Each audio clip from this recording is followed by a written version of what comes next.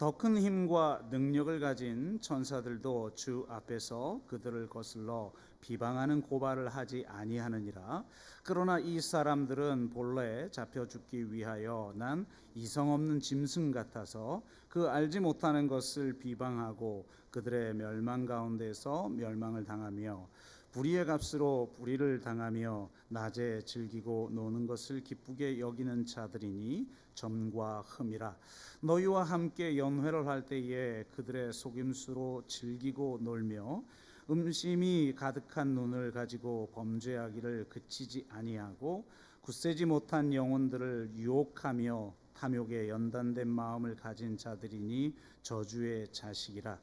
그들이 바른 길을 떠나 미혹되어 부올의 아들 발람의 길을 따르는도다.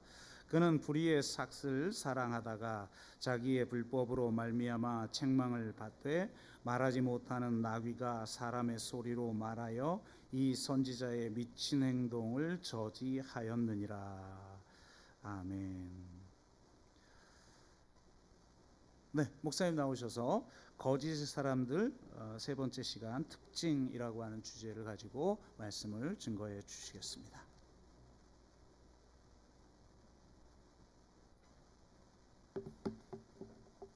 제가 수련회 광고를 수양회 광고를 하나 더 하는데요. 오늘 제 넥타이 색깔 무슨 색깔인지 보이시죠? 예, 그린 녹색입니다. 물론 이제 편하게 옷 입고 오셔도 되는데 그래도 저희가 한 마음으로 가는 전교인 가족 수양회라서 이왕이면은 여러분들의 옷장에 있을 만한 색깔. 근데 마침 또 저희 더불어숲 동산교회 로고 CI에 있는 그 색깔로 하면 좋겠다 싶어가지고요. 한번 이렇게 머릿속에 떠올려 보시겠어요? 저희 로고 떠올려다 보면은 무슨 색깔 있죠? 예, 방금 제가 맨 그린 있습니다. 여러분들 헷갈려 하실까봐 저희 우리 준비위원들이 수양회 준비위원들이 옷을 입고 왔어요. 저처럼 드레스 코드를. 예, 박성건 집사님 한번 이렇게 앞쪽으로 좀 나와 보시면 예, 쑥스럽죠. 네, 네, 저 색깔 뭔지 여러분 아시죠? 예, 노란색 계열, 예, 노란색 계열. 이번에 수양회를 위해서 특별히 또 저렇게 예, 또 혹시 입고 오신 우리 준비위원들 계신가요? 예. 네, 아닌데도 그죠? 우리 예, 저렇게 예, 파란색 계열, 녹색 계열. 네, 예, 앉아주셔도 됩니다. 네. 또 저희 색깔이 이렇게 있는데 그 빨간색은 굳이 안 입고 오셔도 돼요. 저희가 따로 뭔가 준비를 해드릴 거기 때문에 그 계열, 주황색이나 빨간 계열은 안 입으시고 안 한 옷장에 파란 계열도 없고 뭐 녹색 계열도 없고 노란 계열도 없다 이러신 분들을 위해서 제일 많이 갖고 있는 색깔이죠. 하얀색 계열. 그래서 총 4가지입니다. 그린, 파란, 블루. 그 다음에 뭐죠? 하얀색 당연히 있고 그 다음에 노란색. 요 느낌으로만 입고 오시면 됩니다. 혹 나는 도저히 옷이 없다. 4개 색깔이 없다. 이제 그런 분들은 저한테 연락을 주시면 제가 옷을 사드릴 수도 있으니까 연락을 꼭 주십시오. 하지만 불시에 옷장을 압수수색한다는 거 기억하시면 될 것 같습니다. 오늘 말씀은요. 베드로후서 2장을 가지고 저희가 거짓의 사람들에 대해서 쭉 살펴보고 있는데 세 번째 시간으로 특징에 대해서 말씀을 좀 드릴 겁니다. 거짓의 사람들이 우리 주변에 있죠. 혹은 내가 거짓된 사람들의 행동을 하긴 하는데 잘 구분이 안 됩니다. 그래서 오늘 베드로가 본문 말씀에서 아주 강력하게 그 사람들의 특징을 언급하면서 강조합니다. 왜 거짓의 사람들, 당시에는 거짓 교사들이죠. 그들이 잘 구분되지 않았을까? 그냥 일반인들 속에 같이 있는데 구분되지 않는 거예요. 이유는 그들의 행동의 특징이 우리가 하는 행동의 특징과 유사하거나 같은 행동이 있었다라는 겁니다. 좀 충격적이지 않으세요? 우리는 흔히 생각할 때 악의 사람들, 거짓의 사람들이라고 하면 확연한 차이점의 행동들을 보이기 때문에 굉장히 불의하다든지 굉장히 악해서 한눈에 봐도 저 사람 알아볼 것 같고 나는 그리스도인으로 저런 행동은 절대 하지 않을 거야 라고 생각하실지 모르겠지만 베드로가 있었던 그 당시에 그리스도인 공동체에 있었던 거짓 교사들, 거짓의 사람들은 유사한 행동을 했었다라는 겁니다. 그렇기 때문에 우리도 이것을 반대로 생각해 보면 우리의 특징이 그들의 특징일 수도 있기 때문에 자꾸 혼동되고 잘 알아보기 어려웠던 것이죠.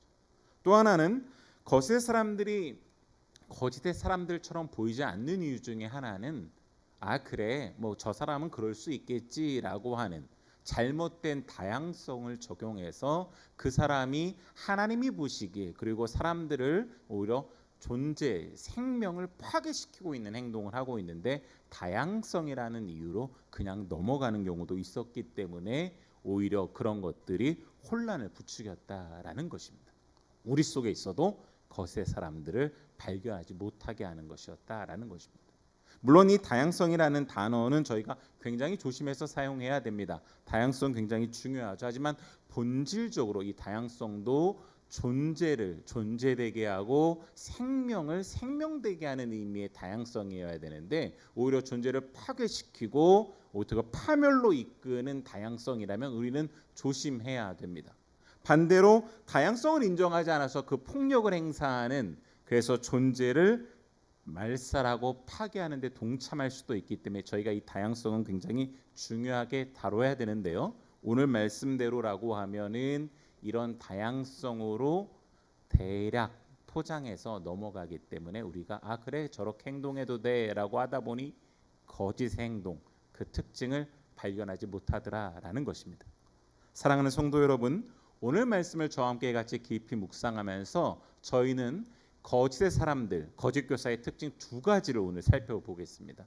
이 행동이 우리의 삶 가운데, 나의 일상 가운데 드러나고 있다면 오늘 저와 함께 주님의 보좌 앞으로 나가서 회개하는 시간이길 간절히 원하고요. 그리고 그 회개를 통해서 다시금 우리가 새롭게 정말 예수 그리스도를 닮은 그리스도인으로서 살아갈 수 있는 결단과 순종이 있기를 간절히 축복합니다. 꼭 그렇게 되셨으면 좋겠습니다. 이제 오늘 본문 말씀으로 저희가 가서 살펴볼 텐데요. 첫 번째 거짓의 사람들의 특징이 10절부터 12절까지 나와 있습니다. 원래 이 부분을 10절부터 읽어야 되는데 지난번 설교에서 읽었기 때문에 안 읽었는데요. 저는 여러분들한테 표준 세번역으로 10절부터 12절까지 읽어드리겠습니다. 한번 같이 살펴보겠습니다. 그들은 대담하고 거만해서 겁도 없이 하늘에 있는 영광스러운 존재들을 모욕합니다. 여기 밑줄 치셔야 돼요. 그들의 특징이 나오네요. 영광스러운 존재들을 모욕합니다. 천사들은 그들보다 더 큰 힘과 능력을 가지고 있으면서도 주님 앞에서 그들을 비방하는 고발을 하지 아니합니다. 그러나 그들은 본래 잡혀서 죽을 목적으로 태어난 지각 없는 짐승들과 같아서 알지도 못하는 일들을 비방합니다. 여기에도 밑줄 치셔야 됩니다. 알지도 못하는 일들을 비방한다라는 거죠. 그러다가 그들은 짐승들이 멸망하는 것 같이 멸망을 당할 것입니다. 아멘. 이렇게 기록하고 있습니다. 베드로는 오늘 거짓의 사람들, 거짓 교사들의 첫 번째 특징을 모욕과 비방이라는 단어를 통해서 설명하고 있어요. 말이 좀 어려운데요. 제가 요즘 사람들이 쓰는 말로 이 부분을 좀 이렇게 풀어서 명명했습니다. 저는 거짓의 사람들의 베드로가 말했던 첫 번째 특징을 입을 함부로 놀리는 사람들이다 라고 정의해봤습니다. 자, 한번 저를 쳐다보시고요. 우리 눈을 마주치고 손을 들 준비를 하십시오. 나는 평소에 내 주변 사람들한테도 그러고 하나님께도 그렇고 입을 함부로 놀리는 사람입니다 라고 생각하시는 분 한번 손을 들어주시면. 방송에는 저만 나와요. 그러니까 여러분 손 하는 거 안 들리니까 드셔야 됩니다. 아무도 안 드셨죠, 그죠? 저는 여러분들이 주일날이니까 거짓말 안 하셨을 거라고 생각해요. 근데 저는 손을 들었어요. 말씀을 준비하다가. 이유는 이렇습니다. 입을 함부로 놀리는 사람이다라고 하는 것을 말하다 보니 여러분, 나는 그렇게 막 거친 말을 쓰고 막 남을 몰아붙이지 않고 함부로 말한 적은 없어라는 여기에 방점이 있다 보니까 나는 거짓의 사람들처럼 함부로 입을 놀리는 사람이 아니다라고 생각하실지 모르겠어요. 그런데 제가 이제 잠시 후부터 베드로가 사용했던 모욕과 비방이는 이 말을 설명을 드릴 텐데 혹시 거기에 해당되는 분들이 있다면 제가 말씀을 준비하면서 한 달 전부터 이 말씀을 준비하면서 저는 여기에 너무 제가 눈물을 흘리면서 회개할 수밖에 없었거든요. 저랑 같이 좀 회개 동참하면서 다시 한번 결단하셨으면 좋겠습니다. 자, 첫 번째 모욕이라는 단어입니다. 방금 읽어드렸던 성경 말씀 첫 번째 10절에 하늘에 있는 영광스러운 존재들을 모욕했다고 하는 것인데, 이것은 겁도 없이 하나님을 모욕했다라는 것입니다. 자, 모욕이라는 단어가 도대체 뭐길래 국어사전의 정의를 봤더니요, 이렇게 적혀 있어요. 여러분 잘 들어보세요. 깔보고 욕되게 함. 저는 욕을 잘 안 합니다. 그러면 저는 모욕하지 않는 사람일까요? 아니에요, 여러분. 모욕이라는 단어는 어디에 이 무게중심이 있냐면 깔보고예요. 야, 네가 뭘 알아? 너 나보다 신앙생활한 지 좀 적잖아. 나는 내가 이만큼 배웠는데, 내가 너보다 인생을 더 많이 살았는데 라고 누군가를 약간 낮추어보고 깔보고 있다면, 저와 여러분들이 쓰는 말이 아무리 세련되더라도 우리는 뭐하고 있는 거죠? 모욕하고 있는 겁니다. 국어사전에 보니까요, 모욕과 비슷한 단어, 어떤 단어를 들고 있냐면 무례하다, 무시한다, 이게 모욕과 같은 단어입니다. 방금 제가 했던 그 태도와 그 마음가짐, 행동이 말의 포장은 세련됐지만 무시하는 거였죠. 무례한 겁니다.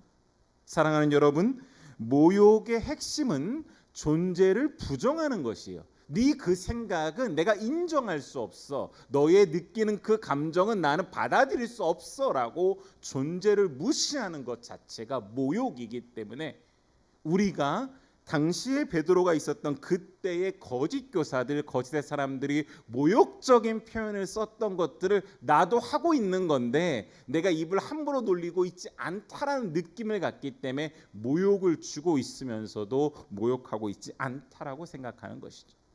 거짓 교사들은 누구를 모욕했어요? 하나님을 모욕했습니다. 하나님이 행하시는 일을 모욕했어요. 창조주께서 행하시는 일, 자기를 만드신 그분이 주인이시라는 것을 무시하고 부정하고 그들은 모욕하면서 하나님께 대들었을 뿐, 겁도 없이 아주 거만하게 대들었다고 오늘 말씀에 쓰고 있습니다.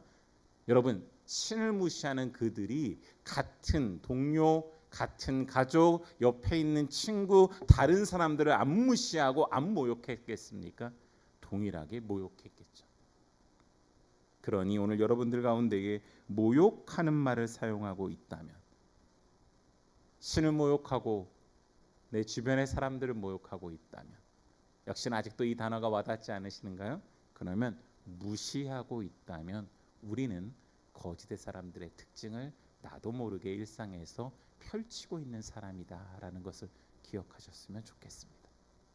두 번째, 비방이라는 말을 베드로가 쓰고 있는데요, 본문에서 비방을 설명할 때를 보니까 이렇게 표현했어요. 제가 아까 밑줄 쳐보라라고 말씀드렸는데요, 알지도 못하는 일들을 비방하더라라는 겁니다. 비방의 국어사전의 정의는 이렇게 돼 있습니다. 남을 비웃고 헐뜯어서 말함. 여러분, 이 단어 듣다 보니까 뭔가 좀 느낌이 오지 않으세요? 한국 사람들 두세 명이 모이면 잘하는 거랍니다. 남 얘기예요, 남 얘기. 아니 목사님, 그게 뭐가 잘못됐습니까? 전 비방한 적 없는데요, 헐뜯지도 않았고 비웃지도 않았습니다 라고 하는데, 여러분, 이 비방이라는 단어와 함께 연결된 비슷한 유의어를 보면 와닿으실 거예요. 그게 뭐예요? 악담, 중상입니다. 중상 모략할 때 그 중상이, 누군가가 한 말에 대해서 그 실체, 진실에 가까워지려는 노력은 전혀 들이지 않고 내가 느낀 대로, 내 생각대로 임의로 저 사람에 대해서, 저 사람이 한 말에 대해서 얘기하고 있다면 그거 제일 편한 거 아니겠어요? 왜요? 여러분, 진실에 가까워지려는 건 굉장한 수고를 필요로 합니다. 가서 확인해야 되고, 그 사람의 상황이 어땠는지 살펴야 되고, 그의 감정을 세밀하게 들여다봐야 되는데, 내 자식이 그렇게 느낀 거 난 신경 안 쓰겠다는 거예요. 내 부모가 그렇게 말하는 거 나는 신경 안 쓰겠다는 겁니다. 그냥 그 사람이 한 말에 대해서, 그 감정에 대해서 내가 느낀 대로 굉장히 편하게, 그렇게 누군가가 한 말에 대해서 말하고 있다면 뭐라고요? 그게 오늘 베드로가 쓴 비방이라는 단어. 알지도 못하면서, 헌담하고 중상모략하더라라는 것입니다. 그러니 여러분 가만 보면 우리가 일상에서 너무 자연스럽게 하는 이 행동이 오늘 베드로가 경각심을 주면서 거짓 사람들은 이런 특징의 행동, 입을 함부로 놀리는 자들이니 여러분 그리스도인이라면 그러지 마셔야 됩니다라고 이야기를 하고 있습니다. 제가 지금 앞에서 설교하면서 여러분들 얼굴 표정을 보니까 목사님 저는 아직도 해당이 안 되는데요 이렇게 생각하시는 분들이 반절되시는 것 같아요. 그래서 제가 오늘 말씀을 준비하면서 눈물을 흘릴 수밖에 없었던 그 포인트를 좀 말씀을 드리겠습니다. 여러분 이 입을 함부로 놀린다라는 말이 좀 안 와닿으실 수 있어서 요즘 사람들이 많이 쓰는 단어로 제가 옮겨봤어요. 여러분 두 글자입니다. 뭘 것 같아요? 막말입니다. 막말의 뜻을 이렇게 정의했더라고요. 한번 여러분 들어보세요. 나오는 대로 함부로 하거나 속되게 말함. 이게 막말의 첫 번째 정의예요. 여러분과 저는 속되게 말하지는 않으니까 해당이 안 된다라고 생각할지 모르겠는데 방금 막말의 첫 번째 정의가 뭐예요? 나오는 대로 함부로. 나오는 대로. 아무 생각 없이 여과 과정 없이 그냥 떠오른 대로 얘기하면 막말이더라는 거예요. 그게 아무리 세련된 단어를 선택해서 말을 하더라도 막말이다라는 겁니다. 여러분 막말을 하지 않으려면 나오는 대로가 아니라 이 말을 이 생각을 그리스도께서 기뻐하시는 생각인지 이것이 정말 하나님께서 말씀하실 땐 공의와 정의에 해당되는지를 한 번쯤 거쳐서 여과해서 말을 해야 되는데 나오는 대로 말하더라는 거예요. 그러면 우리는 오늘 베드로 시대에 활동했던 거짓 교사들처럼 입을 함부로 돌리는 자들, 막말하는 자들이다라는 겁니다. 근데요, 저는 요거에 눈물 흘리고 고꾸라진 게 아니었어요. 저 여러분 아시잖아요. ISTJ A형입니다. 굉장히 생각하고 거쳐서 얘기하는 스타일이기 때문에 나오는 대로 말하지 않아요. 근데 두 번째 막말에 대한 정의 때문에 제가 고꾸라졌어요. 뭐냐면요, 여러분 두 번째 정의에 해당되는 분들 꽤 많으실 텐데 뒤에 여유를 두지 않고 잘라서 말함. 느낌이 오세요? 상대방과 대화를 할 때 상대방이 얘기하려고 하는데요 내가 막 몰아붙여서 잘라가지고 계속 말하는 거 이게 막말이에요. 제가 너무 잘하는 겁니다. 대화하다 보면 답답하거든요. 왜 이렇게 말을 못 알아듣지? 그럼 제가 저 사람이 말하는 거 여유 두지 않고 딱 잘라서 제가 쫙 말합니다. 저는 속 시원하죠. 할 말 다 했으니까. 이게 뭐라고요? 막말입니다. 제가 너무 잘하는 특징이에요. 근데 이게 뭐라고요? 거짓 교사들이 거짓의 사람들이 하는 말이다라고 이야기를 합니다. 사랑하는 여러분, 누군가랑 이야기를 할 때 심지어 하나님과도 말씀을 나누면서 기도를 할 때 하나님께서 말씀을 하시는데 그냥 내가 끊고 내 할 말 다 하고 끝이라고 하면 하나님을 내가 무시하고 모욕하고 비방하고 있다라는 거예요. 여러분 이것이 거짓 교사들의 특징이었고 거짓의 사람들의 특징이었습니다. 너무나 제가 하고 있는 일을 당시 베드로 시대에 거짓 교사들도 하고 있었다. 저랑 같이 비슷하게 남한테 여유 두지 않고 막 몰아붙여서 하시는 분도 오늘 저와 함께 좀 회개하셨으면 좋겠어요. 이것이 거짓 교사들, 거짓의 사람들의 첫 번째 특징입니다. 그들은 입을 함부로 놀리는 사람들이었다. 여러분들한테 이것을 조금 더 와닿게 하기 위해서요. 오늘 제가 설교 중에 두 개의 영화를 소개해 드릴 텐데 첫 번째 거짓의 사람들의 특징이죠. 입을 함부로 놀리는 이 느낌이 어떤 건지 아시기 위해서 영화 한 편 보시면 좋을 것 같습니다. 오늘 집에 돌아가셔서 한번 비도 오고 그러는데 영화 이렇게 보시면 좋을 것 같은데요. 이번 돌아오는 금요일에 저희 도서관에서 상영하는 영화 바닷마을 다이어리, 바로 이 작품을 만든 감독이 만들었던 또 다른 영화입니다. 고레에다 히로카즈 감독의 그렇게 아버지가 된다라는 영화예요. 아마 이 영화 보신 분도 있을 텐데 한번 이 영화 한번 꼭 보셨으면 좋겠습니다. 이 영화는 여러 의미로 아주 잘 만든 걸작 같은 영화예요. 66회 칸 영화제 심사위원상을 받은 영화인데 그러니까 심사위원들이 이 상을 뽑을 정도로 아주 잘 만든 영화죠. 여러 가지 주제를 던져주는데 이번에 보실 때는요. 어떻게 막말을 하는데 그죠? 저렇게 세련되게 포장이 될까를 보시면 돼요. 주인공인 요타는 건축가입니다. 성공한 비즈니스 매니저. 아들 6살 아들을 두고 있습니다. 아버지를 닮아서 아주 똑똑해요. 그리고 사랑하는 아내와 함께 같이 삽니다. 그런데 어느 날 갑자기 병원에서 전화가 걸려와요. 병원의 실수로 아이가 바뀌었다라는 거예요. 이때부터 이 가정은 그리고 이 주인공 남자는 충격에 빠지기 시작합니다. 이제 그가 그 이후에 뱉는 말들을 영화를 보시면서 잘 보시다 보면 굉장히 세련되게 포장이 됐는데 그 속에는 아들을 부정하는 말, 아내를 존중하지 않는 말, 나와 다른 방식으로 생각하는 사람들을 비난하거나 무시하는 말들이 아주 나오고 있습니다. 그렇게 존재되지 못하게 하는 것들이 바로 모욕과 비방의 말들이었는데 이 주인공이 그런 말을 하더라는 거죠.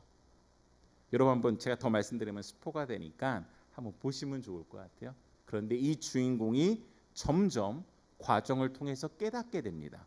자기가 이렇게 말하고 이렇게 생각하는 것들이 얼마나 잘못되어진 것들을 깨닫고 진짜 아버지로서의 존재, 사람과의 관계에서 내가 어떻게 존재하고 상대방을 존재하게 되는지 알아가는 과정인데요. 저는 이 영화 볼 때마다 눈물이 나요. 굉장히 감동적이거든요. 한번 보셨으면 좋겠습니다. 오늘 베드로는 여러분 이렇게 거짓의 사람들을 한 가지 단어를 통해서 비유하고 있는데요. 지각 없는 짐승, 이성 없는 짐승으로 비유합니다. 특별히 이런 표현을 베드로가 쓴 이유가 있겠죠. 사람인데 짐승이라는 거예요. 왜 그럴까요? 여러분 그들이 하는 입을 함부로 놀려서 하는 모욕과 비방이 그들로 하여금 하나님의 형상대로 지음받은 인간의 모습을 바로 존재로서의 가치를 상실하게 만드는 그렇게 파멸로 이끄는 비극적인 상태로 만들기 때문에 오늘 베드로가 굉장히 경각심을 주면서 그들은 이성 없는 짐승, 지각 없는 짐승이라고 표현을 한 겁니다. 그러니 여러분 내가 모욕과 비방을 일삼는 거짓의 사람들의 특징을 나의 일상 가운데 가져간다면 단순히 도덕적이고 윤리적인 문제가 아니라 하나님의 형상대로 지음받은 우리의 이 소중하고 고귀한 가치를 잃게 되어지고 그리스도께서 이것을 회복시키려고 이 땅에 오셔서 우리를 새로운 피조물로 만드셨는데 그 새로운 피조물 그리스도인답게 살지도 않는 그래서 스스로를 파멸로 이끌 뿐만이 아니라 상대방으로 파멸로 몰아가는 그러한 존재가 되기 때문에 오늘 베드로는 우리 가운데 거짓 사람들의 이 특징을 조심하고 그런 사람들을 경계하십시오라고 말하고 있습니다. 사랑하는 여러분, 그러니 우리 가운데 입을 함부로 놀려서 하나님의 형상대로 지음받은 우리의 존재를 타락시키고 다른 사람들의 존재를 무시하고 존재하지 않게 파멸로 이끄는 일에서 벗어나는 저와 여러분 되기를 간절히 축복합니다. 꼭 그렇게 되셨으면 좋겠습니다. 두 번째 거짓의 사람들의 또 특징을 보니까 13절 14절에 적혀 있어요. 제가 표준 세번역으로 읽어드릴 텐데 한번 여러분 13절 14절 보십시오. 읽어드리겠습니다. 그들은 자기들이 저지른 불의의 값으로 해를 당합니다. 그들은 대낮에 흥청대면서 먹고 마시는 것을 낙으로 생각합니다. 그들은 티와 흠투성이 인간들입니다. 그들은 여러분과 연회를 즐길 때에도 자기들의 속임수를 꾀하고 있습니다. 그들의 눈에는 가늠할 상대자들밖에 보이지 않습니다. 그들은 죄를 짓기를 그치지 않습니다. 그들은 들뜬 영혼들을 유혹하며 그들의 마음은 탐욕을 채우는 데 익숙합니다. 그들은 저주받은 자식들입니다. 아멘. 베드로가 거짓의 사람들, 거짓 교사들의 두 번째 특징을 표현한 말들 다양하게 표현했는데 저는 이렇게 정의해봤어요. 욕망에만 휘둘리는 자들이다. 왜 욕망에만 휘둘리는 자들이라고 표현했냐면 여러분 보십시오. 오늘 말씀해 보니까 원어 성경의 느낌으로는 즐긴대요. 탐욕을 즐긴다는 겁니다. 여러분 즐긴다는 표현 아시죠? 내가 좋아하고 기뻐하는 겁니다. 근데 그들은 그것을 수시로 즐긴다라는 거예요. 그치지 않았다라고 표현하고 있습니다. 베드로는. 요즘 말로 한번 이것을 바꿔볼까요? 여러분 만약에 틈만 나면 여러분이 탐하는 게 있다면 그것은 방금 표현한 대로 욕망에만 휘둘리는 겁니다. 우리가 욕망하니까 뭔가 그죠? 흔히 말하는 성욕이라든지 안 좋은 쪽으로만 생각하는데 그게 아니에요. 내가 심리학적으로는 욕망에 휘둘린다라는 것은 중독됐다라는 건데요. 중독을 다른 말로 하면 틈만 나면 그 생각만 하고 틈만 나면 그것을 탐하고 틈만 나면 그것을 내가 좋아해서 막 즐기면 내가 그것에 휘둘리고 있는 것이죠. 혹 여러분 틈만 나면 생각하고 원하고 탐하는 것이 있습니까? 그러면 이미 저와 여러분들은 욕망에 휘둘리고 있다라는 것. 다른 식으로 표현해 보겠습니다. 여러분과 저의 인생의 최대의 관심사가 무엇인가? 그 최대의 관심사에 꽂혀 있으면 그것이 이미 나의 욕망에 사로잡힌 휘둘리고 있는 것이다 라고 생각하셔도 거의 똑같아요. 또 하나 다른 식으로 표현해 보겠습니다. 내 인생의 시간, 내 인생의 돈, 내 인생의 열정, 내 모든 관심, 이런 나의 일상의 에너지를 다 쏟아붓고 있는 것이라면 나는 뭐하고 있는 거예요? 이미 욕망에 사로잡히고 휘둘리고 있다라는 것이. 그것이 뭐예요? 거짓 교사들, 거짓 사람들의 특징이다. 그래서 베드로가 이야기를 합니다. 그것을 경계해야 된다라고 이야기를 하고 있는 것이죠. 왜요? 우리도 가만히 놔두면 자연스럽게 욕망에 휘둘리는 자가 되기 때문입니다. 심지어 충격적인 것은요. 베드로가 이렇게 고발하고 있어요. 여러분 14절에 보니까 그들의 눈에는 가늠할 상대자들밖에 보이지 않습니다라는 표현을 쓰고 있는데요. 이게 여러분 그냥 이렇게 읽다 보니까 확 와닿지 않으시는데 제가 조금 설명드릴게요. 이 원어의 배경이 뭐냐면 이런 거예요. 그 당시에 이렇게 기독교 공동체가 있었는데 여기에 거짓 교사들이 같이 앉아 있었던 거예요. 느낌이 오시죠? 그러니까 분별이 잘 안 됐어요. 저 사람이 거짓 교사인지 아닌지. 근데 여러분 우리가 지금 예배 드리고 있지 않습니까? 당시 기독교 공동체에서는 아주 중요한 모일 때마다 행했던 의식이 성찬 예식이었어요. 성찬식을 하는 거예요. 여러분 성찬식이 얼마나 고귀하고 감동적이고 거룩한 예식이에요. 예수 그리스도의 찢어지셨던 자기의 살을 기념하면서 떡을 먹고 흘리신 언약의 피를 기억하면서 잔을 마시는 그런 굉장히 기독교에는 중요한 의식인데 그 의식을 행할 때 거짓 교사들은 무슨 생각했다는 거예요? 저 옆에 있는 저 여자 내가 이렇게 꼬시면 넘어올 것 같은데 내가 저 여자랑 같이 간음을 행해야지라는 생각을 어느 순간에 하고 있었다라는 거예요. 성찬 예식을 하는데 행하고 있었다. 여러분 그래서 베드로가 오늘 얘기하는 겁니다. 여러분 충격적이지 않습니까? 거짓 사람들의 무절제함과 도덕이 그저 부도덕한 이 모습들이 공공적으로 드러나고 있다는 거예요. 교묘하게 포장하고 속였다라는 거죠. 이 느낌이 잘 전달이 안 되시면 아마 제가 말하는 예를 듣다 보면 확 와닿으실 거예요. 저는 이 느낌이 뭔지 조금 알 것 같습니다. 여러분 혹시 그런 적 없으셨어요? 기도하다가 딴 생각한 적. 전 있습니다. 특히 어느 때? 식기도할 때. 제가 스테이크 좋아해서 스테이크 먹을 때 어디 간다고 예전에 말씀드렸잖아요. 설교 때 아웃백 스테이크 가거든요. 아웃백 스테이크 가면 이렇게 돌판에 치글치글해서 나오거든요. 기도하다 보면 식잖아요. 저거 식으면 어떡하지? 식으면 어떡하지? 식기도 하는데 여러분 이거예요. 그러니까 분명히 기도를 하고 있는데 내가 다른 생각에 사로잡히고 그것만 집중하고 있는 거예요. 근데 그걸 교묘하게 포장한 거죠. 왜요? 기도는 하고 있는 거거든요. 이 음식을 주셔서 감사합니다라고 기도는 하고 있는데 내 마음은 내 탐욕은 거기에 휘둘리고 있다는 요 느낌입니다. 그러니 여러분 왜 베드로가 경계심을 갖고 이것이 거짓 교사고 거짓 사람들의 특징인데 이런 것들을 구분하지 않으면 우리도 행하고 있으면서 아닌 것처럼 세련되게 포장하고 있으니 이것에 대해서 강력하게 베드로가 이야기하고 있는 것입니다. 또 한 번 어떻게 보면 이 두 번째 특징 욕망에 휘둘리는 자들의 느낌을 가지시라고 영화 한 편을 또 소개해 드릴게요. 아마 이거는 굉장히 오래된 영화여서 저랑 어르신들 아마 보셨던 영화 아닐까 싶습니다. 1951년작인데요. 엘리야 카잔 감독이 만든 작품이에요. 아마 이 주인공들 이름 되시면 아실 것 같은데 말론 브란도, 비비안 리, 굉장히 오래된 남자 배우 여자 배우인데 나왔던 영화입니다. 바로 욕망이라는 이름의 전차라는 영화예요.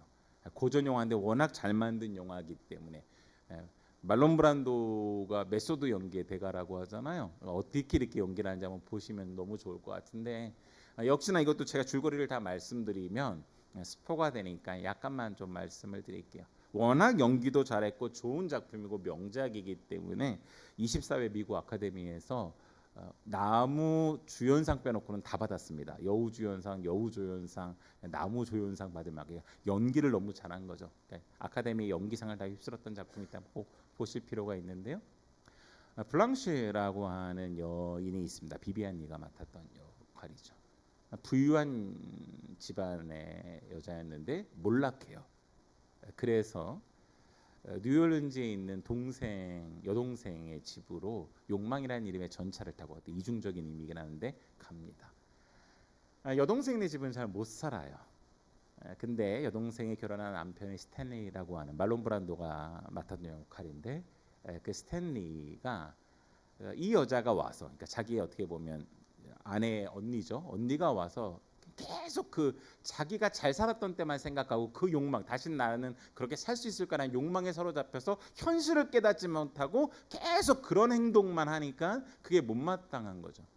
근데 이 스탠리라는 사람은 현실이 되게 비참하다 보니까 허황된 생각들만 꿈꾸는데 그 언니가 그런 모습을 보면서 굉장히 폭력적이고 자기의 어떤 욕망을 폭력으로 드러내는 사람인데 그것에 대해서 막 뭐라고 이야기를 하고 서로 안 좋게 지냅니다.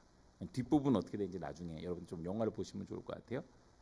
결국 영화의 끝은 모두가 몰락하고 망하고 파멸하는 걸로 결과는 끝나요.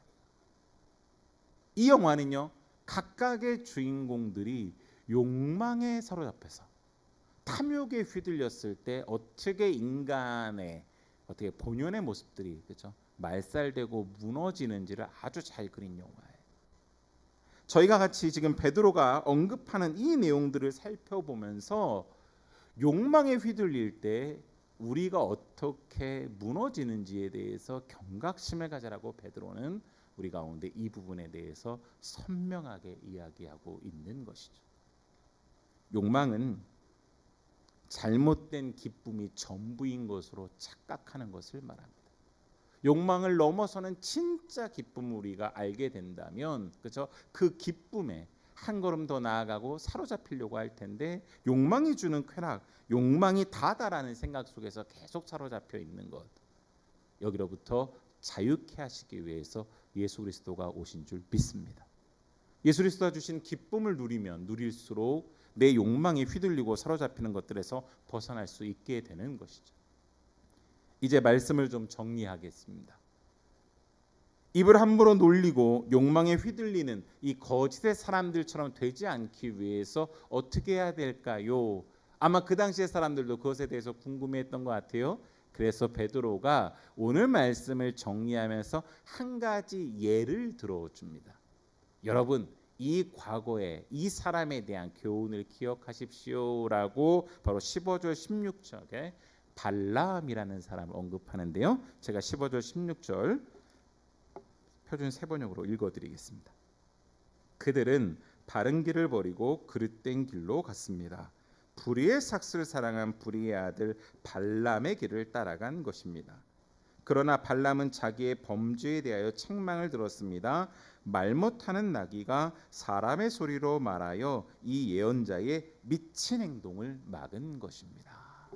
발람이라는 사람이 미친 행동을 했다라는 거예요. 거짓의 선지자인데 발람의 이름 뜻이 참 재미있는데 여러분 이름 뜻 한번 들어보시겠어요? 발람의 이름 뜻이 탐식가 백성을 멸망시키는 자라는 이름의 뜻을 갖고 있습니다. 얼마나 탐욕 덩어리면 이름이 그렇다라는 거예요. 메소포타미아에서 아주 유명했던 어떻게 보면 점술사 예언자 같은 사람이 발람입니다. 부올의 아들이었던 이 발람이 나름 유명했겠죠.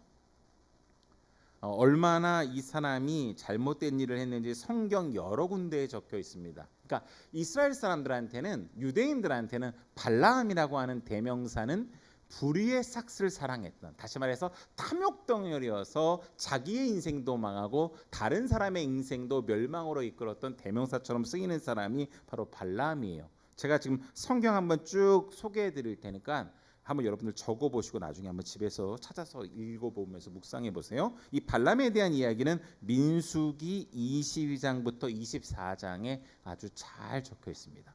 제가 오늘 다 소개를 못 드리니까 한번 읽어보세요. 그런데 얼마나 이 사람이 그죠?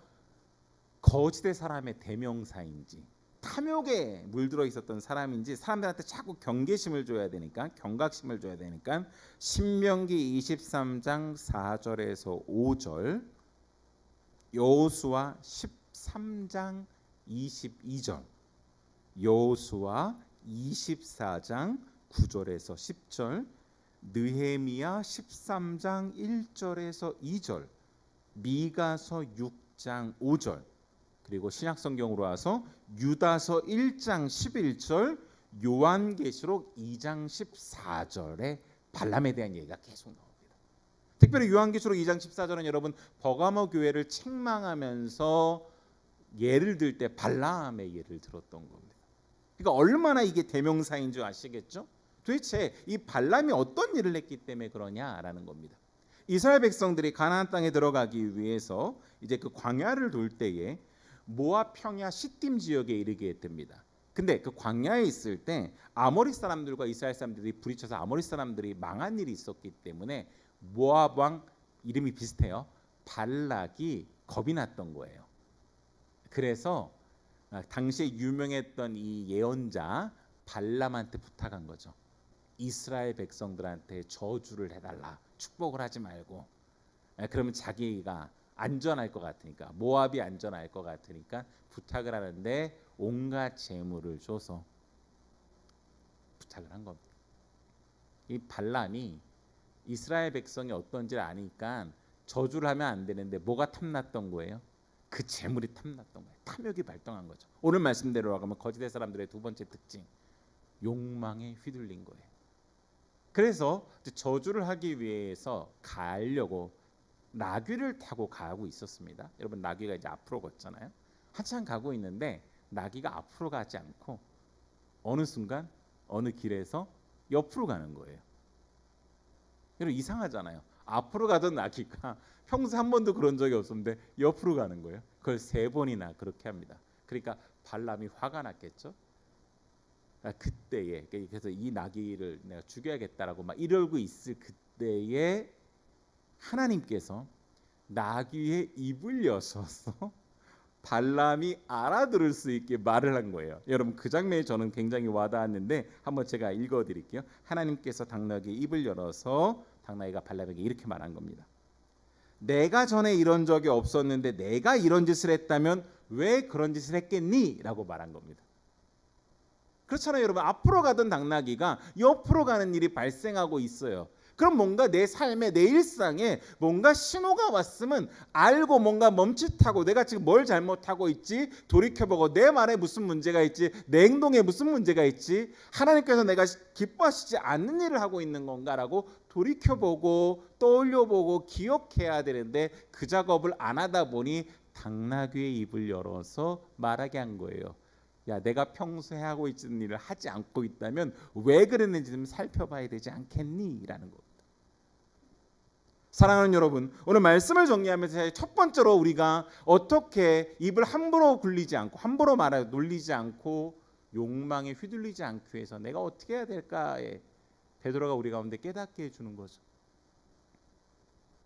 여러분, 평소에 내가 듣지 않던 하나님의 말씀이 들리거나 내가 오늘 목사님의 설교를 들었는데 뭔가 불편하거나 우리의 셀 식구들과 같이 이야기를 나누면서 뭔가 내가 평소에 듣지 않았던 뭔가가 느껴졌을 때는요, 그냥 무시하고 넘어가지 말라는 거예요. 나는 평소에도 관심이 없었는데 우리 교회에서 아리스 희생자들을 위해서 같이 뭔가를 한다라면 나는 그런 거 별로 불편하게 생각하는데 왜 우리 교회는 이러지라고 뭔가 신호가 오면 그냥 넘어가지 마시고 오늘 교훈처럼 베드로가 사람들한테 강조한 거예요. 바로 그 당나귀가 입을 열어서 발람에게 얘기했던 것처럼 하나님이 뭔가 말씀하시려는 때인데 귀 좀 기울여라라는 거. 그러면 여러분 우리가 세련되게 포장돼서 막말을 하고 있는 것들을 하나님이 깨우쳐 주실 거고 저에게 오늘 다가오셔서 말씀하시고 회개케 하시는 것처럼 깨달을 수 있는 뭔가의 신호와 사인이 올 텐데 그것들을 놓치지 않으실 수 있을 거라고 확신합니다. 이번 수양에도 저는 하나님이 저에게 그런 기회로 열어주신 거라고 생각해요. 평소 같았으면 다른 리조트 빌려서 편하게 놀러 갈 수도 있겠지만 뭔가 하나님께서 나로 하여금 자꾸 우리 아이를 통해서 가고자 하는 뭔가 느낌을 주신다면 하나님이 나에게 이번 수양회를 통해서 뭔가 지금 한국 땅 가운데 일어나고 있는 어떤 일들을 통해서 계속 뭔가 사인을 주시는 거라면 잠깐 멈춰서서 하나님이 이 대한민국 가운데 이 땅 가운데 원하시는 것이 무엇일까를 깨닫고 다시금 돌이키길 원하시는 그런 놀라운 순간인데 우리가 그것들을 알아채야 된다라고 믿습니다. 오늘 베드로는 그렇게 말하고 있는 것이죠. 그래서 발람은 일부 후퇴합니다. 저주를 못하고 축복을 하게 돼요. 하지만 결국 시딤에서 탐욕이 어디 갔겠어요? 또 그저 거기에 휘둘리니까 또 움직였죠. 그래서 이스라엘 백성들이 음행을 하게 하고 우상 숭배를 하게 만들어서 결국 이스라엘이 벌을 받게 만듭니다. 하나님으로부터. 근데 이랬던 발람도 결국 죽게 되죠. 하나님의 심판을 받아서. 그러니 여러분 오늘 이 발람의 교훈을 베드로가 기억시키는 이유는 방금 제가 말씀드렸던 그겁니다. 여러분 하나님께서 여러 방면으로 우리 가운데 말씀하실 터인데 성령님께서 우리 가운데 찾아서 감동을 주실 터인데 그때 돌이키고 잠깐 멈춰서 깨닫고 하나님이 내 삶 가운데 뭐라고 말씀하시는지를 붙잡으라라는 겁니다. 이것을 베드로가 이렇게 한 번 더 표현을 합니다. 여러분 방금 제가 읽어드렸던 말씀 15절에 보면 거짓 교사들의 행동 이렇게 얘기했잖아요. 바른 길을 버리고 그릇된 길로 갔다. 여기서 말하는 바른 길은 진리의 길이에요. 하나님께서 말씀하신 그 길, 그 진리의 길에서 벗어났다라는 겁니다. 진리를 쫓지 않았다라는 것이죠.